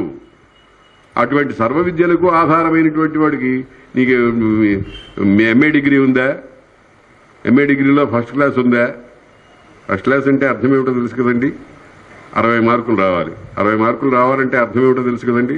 40 మార్కులు రానక్కర్లేదు, 40 తెలియనక్కర్లేదు. నీకు 30% పాస్ మార్క్, 30% నువ్వు పాస్ అయినావు అంటే అర్థం ఏమిటనమాట? 70% నీకు రాదు అని సర్టిఫికెట్ ఇచ్చారనమాట. మనం మురిసిపోతున్నాం. కాబట్టి అది నేర్తు ఇది నేర్తునని ఏల చెప్పంగ నేరుపులన్నీయు నేర్తు. అన్ని రకాలైనటువంటి నేర్పులు, సృష్టిలో ఉండేటువంటి సర్వ విద్యలు. అదే అన్నారు ఆధారం సర్వ విద్యానాం. ఆధారం సర్వ విద్యానాం, సర్వ విద్యలకు ఆధారమైనటువంటి వాడు. సర్వ విద్యలు అన్న చోట ఇంకొక చమత్కారమైన, ఇంకొక బరువైన అర్థం కూడా మనం భావించాలి. సర్వ విద్యలు అంటే కర్మధారయ సమాసం కాదు. కర్మధారయ సమాసం కూడా అనుకోండి. సర్వమైన విద్యలు అని అంటే తప్పేం లేదు. కానీ సర్వస్య విద్యానాం, సర్వుడు అంటే పరమాత్మ. సర్వశర్వ శివస్థాణు భూతాదిర్నిధిరవ్యయ అన్నారు.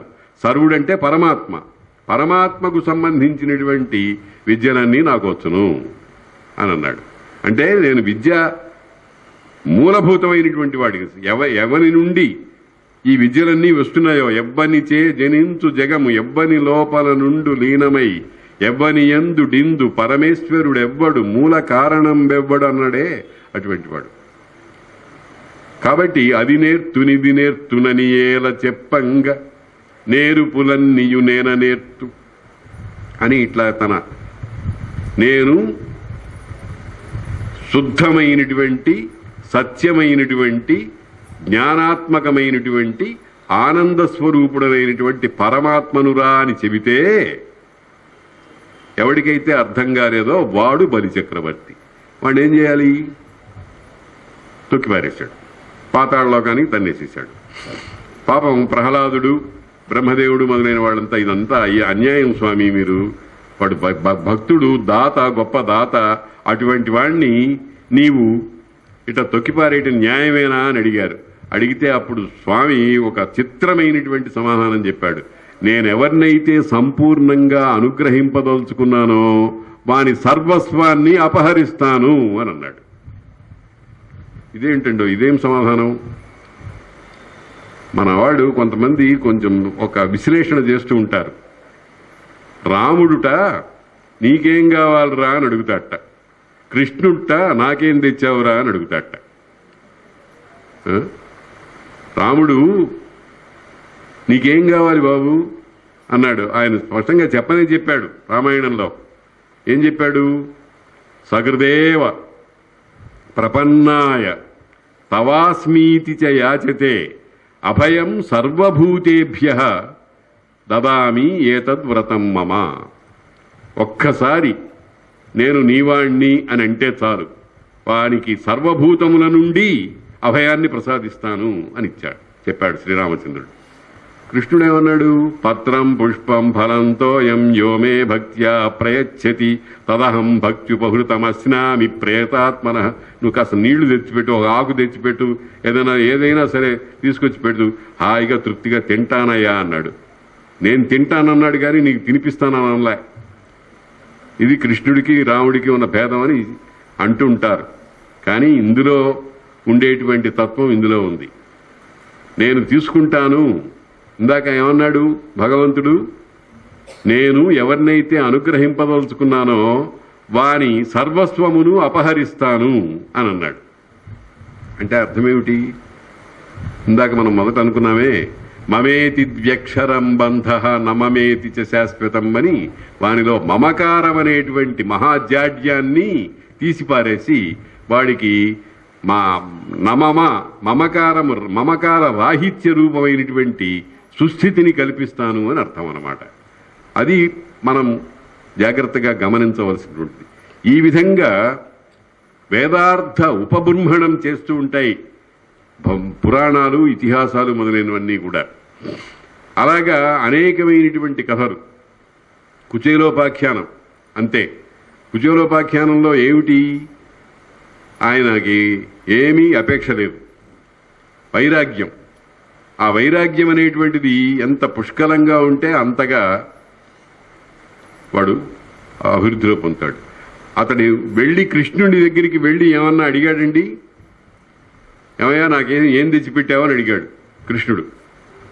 ముక్కిపోయిన అటుకలు మూట కట్టుకుని వెళ్ళాడు. ఆ మూట కూడా ఆయన కట్టుకోవాలా, పెళ్ళాం కట్టించింది ఆయన. ఆ పాపం అటుకులు కట్టినంత ప్రదేశం మాత్రం చిల్లులు లేవు.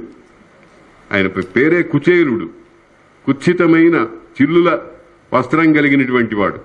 అటువంటి కుచేలుడు అవి వెళ్ళాడు. అసలు వెళ్ళటం ఇష్టం లేదు, కానీ కృష్ణుడి దగ్గరికి వెళ్ళమన్నది కనుక ఈ సంపదలు మొదలైనవన్నీ అట్టే పెట్టు, ఆయన ఇచ్చినది ఏదో మనం పుచ్చుకుందాము అని, దానికోసం కాదు, ఆ మహానుభావుడిని దర్శిస్తే చాలు అని వెళ్ళాడు. దాన్ని దర్శించడానికి వెడితే ఆయన ఏం చేశాడు? నాకేం తెచ్చావయ్యా అన్నాడు. ఇరకాటం ప్రశ్న ఇది. ఇరకాటం ప్రశ్న. అవతల వాడికి అశక్తుడని తెలిసి వాడి దగ్గర నుంచి ఏదైనా అపేక్షించి వాడిని ఇబ్బంది పెడితే ఎట్లాగా? కానీ కృష్ణుడు ఆయన లీల జగన్నాటక సూత్రధారుడు గనక ఈ అటుకులు ఆయనే తీసుకుని తినటం ప్రారంభించినాడు. తింటే ఆ 4 అటుకులు తినేటప్పటికీ అక్కడ మహాైశ్వర్యం. ఆయన గుడిసె లేదు అక్కడ. ఆయన పిల్లలు వాళ్ళందరూ కూడా మంచి దివ్యమైనటువంటి వస్త్రాలతో, ఆభరణాలతో, ఇతరమైనటువంటి భోగాలతో అన్నిటితో కూర్చున్నారు. ఆయన అయిపోయినాడు. అంటే ఏమైందనమాట? కుచేలుడు ఏమీ అపేక్షించకుండా వెడితే ఇంకా కొన్ని వందల తరాల దాకా ఏమీ అపేక్షించాల్సిన అవసరం లేని సంపదనిచ్చాడు ఆయన. భగవంతుని యొక్క అనుగ్రహం అట్లాగే ఉంటుంది. శంకర భగవత్పాదుల వారు ఒక అద్భుతమైన స్తోత్రం చెప్పారు, శ్లోకం చెప్పారు. చాలా ఆశ్చర్యకరంగా ఉంటుంది. ఏమిటంటే, ఒకడు పాపం పేదవాడు, పెద్దగా పాండిత్యం కూడా లేదు, చాలా కష్టపడి చాలాసేపు ప్రయత్నం చేసి ఒక వాక్యాన్ని తయారు చేసుకున్నాడు. చాలా కష్టపడ్డాడు ఆ వాక్యాన్ని తయారు చేసుకోవటానికి. ఏమిటి? 7 పదాల వాక్యం అది. భవానిత్వం దాసే మయి వితర దృష్టిం సకరుణాం. ఈ మాట అనాలనుకున్నాడు. భవాని, అమ్మా భవాని, భౌని ఇల్లాల, పరమేశ్వర పత్ని, త్వం నీవు, దాసే దాసుడనైన, మయి నాయందు, వితర బాగా విస్తారం చెయ్యి, ఏమిటి? సకరుణాం దృష్టిం, కరుణతో కూడిన చూపుని నా మీద కొద్దిగా పెద్దగా కళ్ళు పెద్ద చేసి, కరుణతో కూడిన కళ్ళు, కోపం కళ్ళు కాదు. కోపం వచ్చినప్పుడు కూడా కళ్ళు పెద్దవి చేస్తాం, అది కాదు. పెద్ద కళ్ళు చేసుకుని దాని నిండా కరుణ నింపి నా వైపు చూడు తల్లి అందాం అనుకున్నాడు. భవానిత్వం దాసే మయి వితర దృష్టిం సకరుణామితి స్తోతుం వాంఛన్. ఈ మాటలు అనాలనుకుని కథయతి అక్కడికి వెళ్ళేటప్పటికీ ఆ స్వరూపం అది చూసేటప్పటికి ఈ మాటలన్నీ మర్చిపోయినాడు. 2 ముక్కులు ముక్కాడు, భవానిత్వం అన్నాడు. కథయతి భవానిత్వమితి యః. భవానిత్వం అని 2 మాటలు మాత్రమే అన్నాడు. అనేటప్పటికీ అమ్మవారికి ఆమె ఎంత దయ అంటే, తదైవత్వం తస్మై దిశసి నిజ సాయుజ్య పదవీం ముకుంద బ్రహ్మేంద్ర స్ఫుట ఘటిత నీరాజిత పదాం. అప్పటికప్పుడు వాడు అనదలుచుకున్న మాట అంతా అనలా. భవానిత్వం దాసే మయి వితర దృష్టిం సకరుణాం అందామనుకుని ప్రిపేర్ అయ్యి అక్కడికి వెళ్ళేటప్పటికి కంగారులో వాడెవడో మొండి గురువుని తయారు చేశారట. ఒరే నీవేం లేదు, నువ్వు రాజు దగ్గరికి తీసుకెడతాము, నువ్వేం మాట్లాడద్దు, ఎక్కువ మాట్లాడద్దు, త్రిపీడా పరిహారోస్తు అను, పక్కన సంగతి మేము చూసుకుంటామన్నారు శిష్యులు. మంచి తెలియగలవాడు వీడు, మొద్దు, కాకపోతే ఆకార పుష్టి ఉంది. వీడు కాస్త అక్కడికి వెళ్ళేటప్పటికి ఆ కంగారులో త్రిపీడా పరిహారోస్తు అంటాని వదులు త్రిపీడాస్తు అన్నాడు. సరే, వాళ్ళు తెలియగలవాళ్ళు కనుక దాన్ని ఏదో సమర్థించారు. అట్లాగే భవానిత్వం దాసే వితరం మయి వితర దృష్టిం సకరుణామితి అని స్తోతుం వాంఛన్, స్తుతి చేయడానికి కోరుతూ కథయతి భవానిత్వమితి యః. భవానిత్వం అని మాత్రమే అన్నాడు. 7 పదాల్లో 5 పదాలు రాలే, తెంచుకుని రాలే లోపల నుంచి.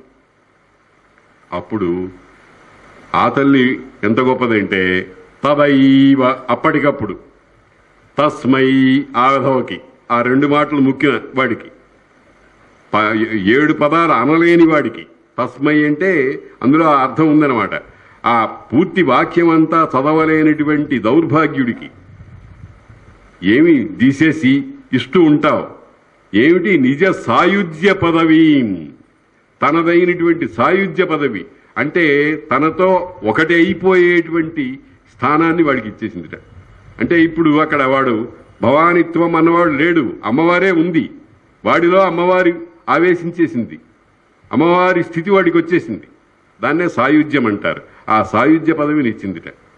అది ఎటువంటిది? బ్రహ్మదేవుడు, దేవేంద్రుడు మొదలైన వాళ్ళందరూ కూడా తమ కిరీటాలన్నింటినీ కూడా ఆ కాళ్ళ దగ్గర నీరాజనాల్లాగా చుడుతూ ఉంటారట. అటువంటి స్థానం ఇచ్చింది. ఇదెక్కడ ఆశ్చర్యం అండి! భవానిత్వం అని అంటే వాక్యం అంతా పూర్తి కాకుండా అమ్మా నీవు అంతే. ఇది ఎందుకు ఇచ్చింది అంటే, పెద్దవాళ్ళు ఒక మాట చెబుతారు, భగవంతుడు భావగ్రాహి జనార్దన అనతు భాషాగ్రాహి. భావగ్రాహియే గాని భాషాగ్రాహి కాదుట. అంతేకాకుండా ఇందులో చమత్కారం కూడా ఉంది. భవాని అనే మాటకు 2 అర్థాలున్నాయి. భవాని అంటే భవుని ఇల్లాలా అని సంబోధన ఒకటి, భవాని అంటే అగుదునుగాక అని క్రియాపదం కూడా ఉంది.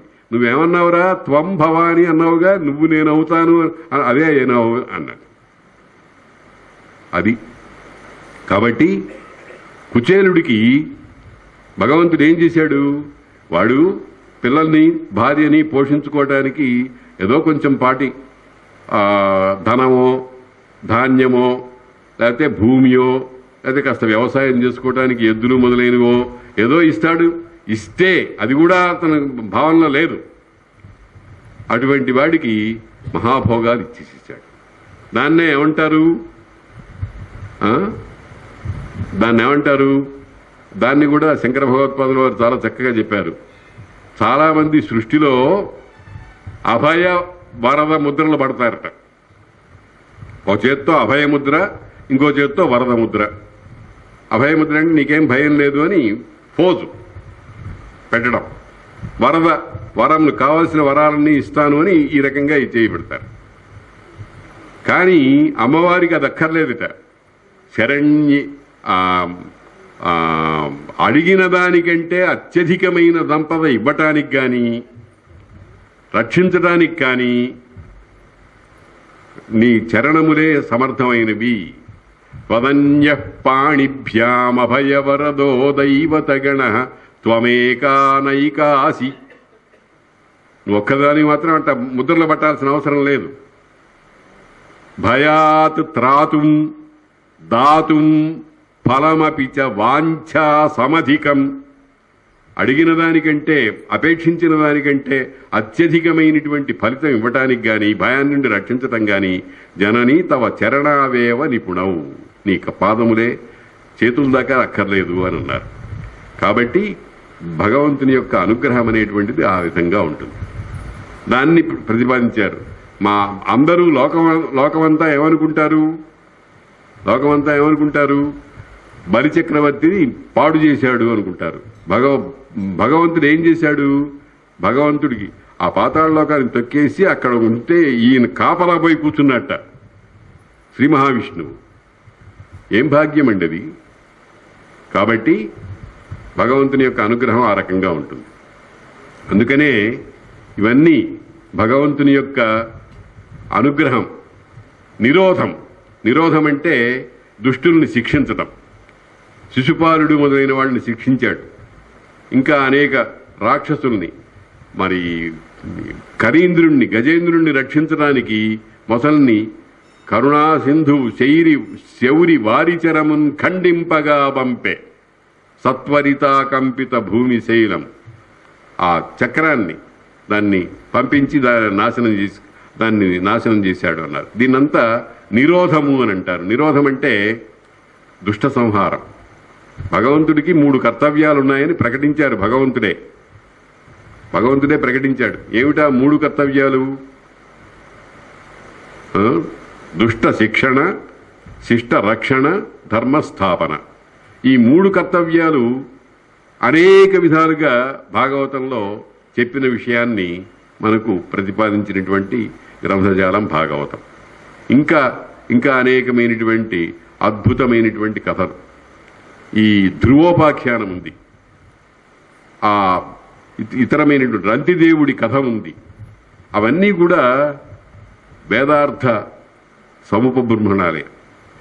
రంతిదేవుడు అనేటువంటి వాడు ఏమీ లేదు, ఎవరికి ఏది కావాలంటే అంతా ఇచ్చేస్తూనే ఉన్నాడు. గోవులు దానం చేశాడు. చివరికి అన్నం లేదు తినటానికి. అన్నీ ఇచ్చేస్తే అన్నం కూడా ఇచ్చేసి కాసిని కొంచెం పాటి నీళ్లుంటే ఆ నీళ్లు పట్టుకుని తాగుదామని అనుకుంటూ ఉంటే ఎవరో వచ్చాడు. బాబు దిక్కులేదు, అన్నము లేదు, కొన్ని మధురాంబువులున్నవి త్రావుమన్నా. మనం మామూలుగా ఏం చేస్తాం? మనం తింటుంటే ఏదైనా పదార్థం ఎవడన్నా చూస్తాడేమోనని తలుపు బిడాయించుకుని గట్టిగా బంధించేసి ఎవరికైనా పెట్టాల్సి వస్తుందేమో అని చేస్తూ ఉంటాం. ఆయనట్ట అనుకోలే. అన్నాడు కూడా, నాకు దిక్కు పురుషోత్తముడొక్కడు సుమ్ము పుల్కస అని అన్నాడు. కాబట్టి దానికి కూడా వేద మంత్రాలున్నాయి. దానం యజ్ఞానాం వరూధం. దానం అనేటువంటిది యజ్ఞములకు వరూధం, కవచం లాంటిది అని. కాబట్టి వేదాల్లో చెప్పినటువంటి మహార్థాలన్నింటినీ కూడా కథారూపంలో చెప్పి మనకి ఒక ప్రచోదన కలిగిస్తూ ఉంటారు ఋషులు. భాగవత రచన ద్వారా వేదవ్యాసుల వారు ఏం చేశారు? మన మనస్సుల్ని, మన 3 కరణాలని సంస్కరించడానికి ప్రయత్నం చేశారు. సంస్కరించడం అంటే ఇవన్నీ మకిలి పెట్టినాయి. మనం మామూలుగా ఇంట్లో రాగి చెంబు ఉంటుందనుకోండి, ఆ రాగి చెంబుతో నీళ్లు తాగితే చాలా మంచిది. కానీ చిరుము పట్టిన రాగి చెంబుతో తాగితే రోగం వస్తుంది. దాని తోమాలు ఎప్పుడూ కూడా మన 3 కరణాలు కూడా భౌతికమైనటువంటి వాసనల వల్ల చాలా నీచంగా తయారైతే వాటిని రుద్ది బాగా శుభ్రం చేసి దాన్నంతటినీ కూడా భగవత్ సేవకు వినియోగించుకోవటానికి ప్రయత్నం చేయమని చెబుతున్నాయి. అందుకనే మనం నిత్యము భాగవతం చదవాలి, భాగవతం అర్థం చేసుకోవాలి, భాగవతాన్ని అనుష్ఠించాలి, భాగవతార్థాన్ని అనుష్ఠించాలి. అనుష్ఠానము లేనిటువంటి ధర్మజ్ఞానం ప్రయోజనం లేదు. దాన్ని గొడ్డుమోతావు అంటాం. ఆవు గనక పూజించాలి, గొడ్డుమోదుగా ఆవు గనక దాన్ని పెట్టుకుని ఏమి చేయలేము. కాబట్టి అనుష్ఠానం కావాలి, భాగవత ధర్మానుష్ఠాన పరులం కావాలి. ఈ భాగవత సప్తాహాలు ఇవన్నీ కూడా ఎందుకు చేస్తున్నారు మహానుభావులందరూ కూడా వీటిని గురించి తెలుసుకుని భాగవతంలో ఉండేటువంటి పరమ రమణీయమైనటువంటి వృత్తాంతాలని, వేదాంతార్థాలని, వాటినన్నిటినీ కూడా తెలుసుకుని వాటి ద్వారా మనం మన్ని సంస్కరించుకోవాలి. ఆయనట్లా ఉన్నాడు, ఈయనట్లా ఉన్నాడని అనుకుంటే ప్రయోజనం లేదు. ఒక చోట హరియందు ఆకాశమున వాయువు అనిలంబు వలన హుతాశనుండు హవ్యవాహనునందు నంబువులు ఉదకంబు వలన వసుంధర కలిగే. ఇదంతా వేదం చెప్పిన మాట. తస్మాద్వా ఏతస్మాదాత్మన ఆకాశ సంభూత ఆకాశాద్వాయు వాయోరగ్ని అగ్నేరాప అద్భ్య పృథివీ పృథివ్యా ఓషధయ ఓషధీభ్యో అన్నం అన్నాత్ ప్రాణ అని ఈ రకంగా సృష్టి క్రమం అంతా కూడా చెప్పినటువంటి వాటిని సందర్భాన్ని పురస్కరించుకుని వాటినన్నింటినీ మనకంతా అర్థమయ్యేటువంటి భాషలో తీసుకొచ్చి పెట్టారు. కాబట్టి భాగవతాన్ని మనం ఉపాసించాలి, భాగవత ధర్మాన్ని అనుష్ఠించాలి. అప్పుడే మానవుడు నిజమైన మానవత్వాన్ని పొంది మాధవత్వ గమ్యంగా ప్రయాణం సాగించగలుగుతాడు. ఇటువంటి మహాభాగవతాన్ని పోతన గారు మనకు తెలుగులో అమృతం లాగా తయారు చేసి పెట్టాడు. ఆయన ఒక మాట అన్నాడు, వనరన్ నన్నయ తిక్కనాది కవులి ఉర్విన్ పురాణావళుల్ తెలుగుంజేయుచు మత్పురాకృత శుభాధిక్యంబుతానెట్టిదో తెలుగుంజేయరు మున్ను భాగవతమున్. అన్నయ్య మొదలైనటువంటి వాళ్ళు నాకంటే గొప్ప కవులు, ఏదైనా రాయగలిగినటువంటి వాళ్ళు మహానుభావులు. వాళ్ళు భారతం వాటి జోలికి వెళ్ళారు, కానీ భాగవతం నా కోసం అట్టే పెట్టారు. నా పురాకృత శుభాధిక్యం తానెట్టిదో తెలుగుంజేయరు మున్ను భాగవతమున్. దీనిని తెనింగించి నా జననంబున్ సఫలంబు చేసేద పునర్జన్మంబు లేకుండగన్ అన్నాడు. కాబట్టి పోతన గారి లక్ష్యం ఏమిటనమాట? పునర్జన్మ లేకుండా భాగవతం రచించి మనకెందుకు ఇచ్చాడు? మనకు కూడా పునర్జన్మ లేకుండా చేయాలనుకున్నాడు. అటువంటి భాగవతాన్ని మన తెలుగువారే, గుంటూరులో పుట్టి పెరిగినటువంటి వారు పుచ్చా మల్లిక్ గారు మొదలైన వాళ్ళు భాగవతం ఆణిముత్యాలు అని ఇప్పుడు ఈ దేశకాల పరిస్థితుల్ని బట్టి ఈ పెద్ద పెద్ద గ్రంథాలని ఈ మూల నుంచి ఆ మూల దాకా చదవలేం. మనం చదవలేకపోయినా ఏం తప్పు లేదు, ఏమీ దానివల్ల దోషం లేదు. ఇప్పుడు పనసకాయ ఉందనుకోండి, 200 టన్నులు ఉంటాయి. 200 టన్నులు ఎవడైనా మనకి ఇచ్చితే పనసకాయ 200 టన్నులు మనమే తినాలని ఏమైనా అర్థం ఉందా? అందులో ఒక పనస తోన తిన్నా దాని మాధుర్యము, దానివల్ల కలగవలసినటువంటి మేలు జరుగుతూ ఉంటాయి. అలాగే ఈ భాగవతంలో ఉండేటువంటి మంచి శ్రేష్టాతి శ్రేష్ట చదివిన వెంటనే మనస్సుకి ఒక రకమైనటువంటి ఆనందం కలుగుతుంది. అటువంటి ఆనందం కలిగేటువంటి పద్యాలు అలా వైకుంఠపురంబులో నగరులో ఆ మూల సౌధంబు దాపల మందార వనాంతరామృత సర ప్రాంతేందు కాంతోపలోత్పల పర్యంక రమా వినోదియగు ఆపన్న ప్రసన్నుండు విహ్వల నాగేంద్రము పాహి పాహి అన కుయ్య ఆరించి సౌరంభి అనంతుడే మన మనస్సు పరిగెత్తుతుంది. మన మనస్సు ఒక హఠాత్తుగా ఆ వైకుంఠపురానికి వెళ్ళిపోతుంది. అటువంటి పద్యాలున్నాయి. నీ పాద కమల సేవయు నీ పాదార్చకులతోడి నెయ్యమును నితాంత అపార భూతదయయును తాపస మందార మాకు దయచేయగదే అని ఎంత అద్భుతమైనటువంటి ప్రార్థన చేశాడు. మా ఇంట్లో గాదెల నిండా ధనరాశులను నింపమని అడగలే. నీ పాద కమల సేవ, ఎప్పుడు నిరంతరము నీ పాదములనే పద్మాన్ని సేవించుకోవడానికి భాగ్యం కలిగించవయ్యా. నీ పాదార్చకులతోడి నెయ్యమును, ఎవరితో మైత్రి చేస్తే ఆ లక్షణాలు మనకు వస్తాయి. అందుకనే మా వాడు సావాసాలు బట్టి చెడిపోతున్నాడండి అంటూ ఉంటాం మనం. అట్లా చెడిపోకుండా నీ పాదార్చకులతోడి నెయ్యమును నితాంత అపార భూతదయము, నితాంతమైన అపారమైనటువంటి భూతదయ. అందుకనే అన్నారు శంకర భగవత్పాదుల వారు కూడా, షట్పదీ స్తోత్రంలో అవినయమపనయ విష్ణో దమయ మనః శమయ విషయ మృగతృష్ణాం భూతదయాం విస్తారయ. భూతదయ విస్తరింపజేయమన్నారు. ఏదో కొంచెం భూతదయ మన అందరికీ ఉంటుంది, దాన్ని పెద్దగా పెంచమన్నారు. ఒక పెద్ద కాసారంలో చెరువు లాంటిది ఉంటుంది, నిశ్చలంగా నీరుంటాయి. ఒక చిన్న గులకరాయి లాంటిది తీసుకెళ్లి అట్లా వేసామనుకోండి, వేస్తే అక్కడ ఒక సర్కిల్ ఏర్పడుతుంది, రౌండ్. అది అది అక్కడే ఉండిపోదు, అట్లా పెరిగి పెరిగి పెరిగి అంచుదాకా వస్తుంది. అది విస్తారణం అంటే. భూతదయాం విస్తారయ తారయ సంసార సాగరత. సర్వభూతదయ ఉండాలి మనిషికి. ఎందుకనంటే భగవంతుడు సర్వభూతాల్లో ఉన్నాడు గనక. ఇందుగలడందు లేడని సందేహము వలదు చక్రి సర్వోపగతుండు. ఇవన్నీ పరమ వేదాంత రహస్యాలు. వాటినన్నింటినీ, అటువంటి పద్యాలని 324 పద్యాలని ఏర్చి వాటికి చిన్నగా తాత్పర్యం చెప్పి, ఆ తాత్పర్యము ఆ సందర్భము అంతా చెప్పి 324 పద్యాలతో భాగవతం ఆణిముత్యాలు అనేటువంటి ఒక గ్రంథాన్ని తయారు చేయించారు ఒక పుణ్యాత్ముడు. ఆయన దృష్టి ఏమిటంటే ప్రపంచవ్యాప్తంగా ఉండేటువంటి తెలుగు వాళ్ళందరికీ కూడా ఈ భాగవత పరమార్థం అనేటువంటిది చూపించాలి, వాళ్ళ హృదయంలో నిలిచిపోయేట్టుగా చేయాలి అని అన్నారు. ఊరికే పద్యాలు రాయించి మీరు చదువుకోండి అని అనలే, చక్కగా పాటలుగా పాడించాడు. మంచి రాగంతో చక్కని కమ్మని కంఠం కలిగినటువంటి నేమాని పార్థసారథి అనేటువంటి మంచి సంగీత విద్వాంసుడి చేత ఆ పాటలన్నీ రాగతాళయుక్తంగా పాడించి రికార్డ్ చేసి సిద్ధం చేశారు. ఎందుకనంటే మనమందరం కూడా బాగుపడటం కోసం.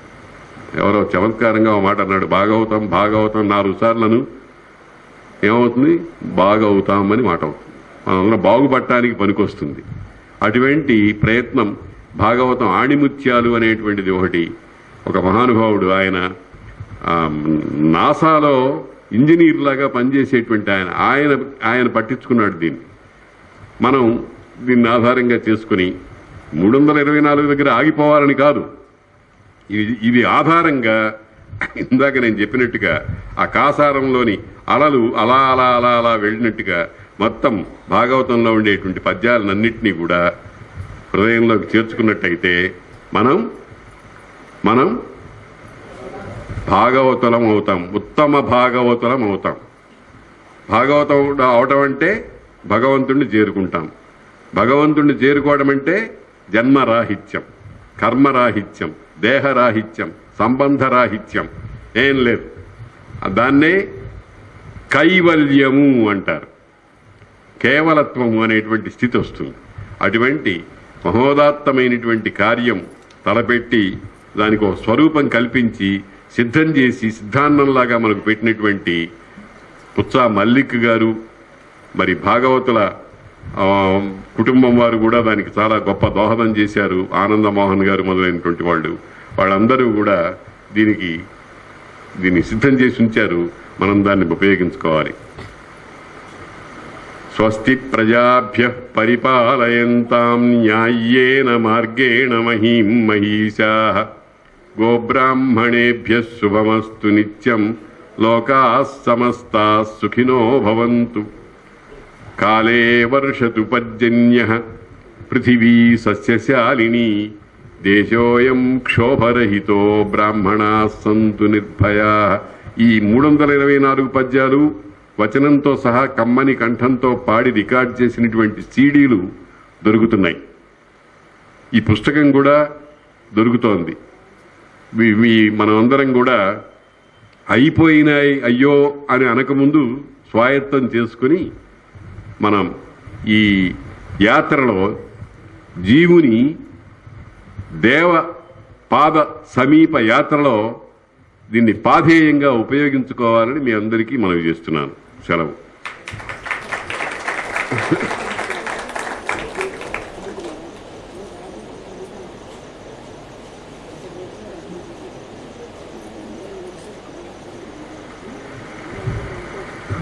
సిడి పెడుతున్నా, అలాగే. శ్రీమద్ భాగవత అమృతాన్ని తెలుగు జాతికి అందించడానికి పూనుకొని ముందుగా నందాంగనాడింభకుడైన శ్రీకృష్ణ పరమాత్మను హృదయంలో నిలుపుకుంటున్నాడు. మనలను కూడా నిలుపుకోమంటున్నాడు.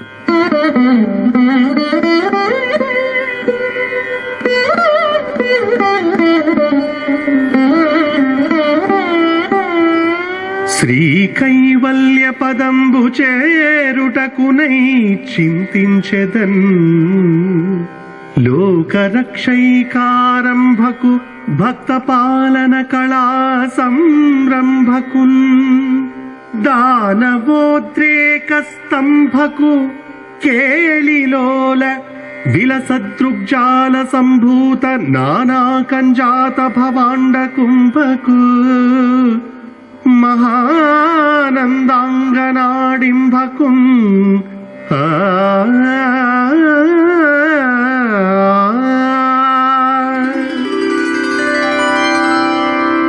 మహానందుడనే పుణ్యాత్ముని ఇల్లాలు యశోద.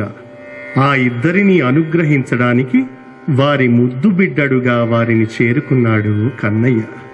ఆ మహాత్ముడు అనుగ్రహించే కైవల్య పదం శ్రీతో కూడినది. శ్రీ అంటే లోకాలను, లోకులను, సర్వాన్ని నడిపించే మహాశక్తి. దానితో కలిసి ఉండే మోక్ష సామ్రాజ్యమే శ్రీకైవల్య పదం. దానికోసం శ్రీకృష్ణ వాసుదేవుని నిరంతరము ధ్యానిస్తూ ఉంటాను. ఆ పసిబిడ్డ లోకాలను రక్షించడం అనే ఒకే ఒక్క కార్యం కలవాడు. భక్తులను కాపాడడం అనే కళలో తొందరతనం కలవాడు. రక్కసుల పొగరును నిలువరించే సామర్థ్యం కలవాడు.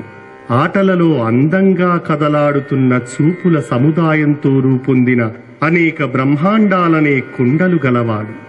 అట్టి బాలగోపాలుని మనస్సులో ధ్యానిస్తూ ఉంటాను.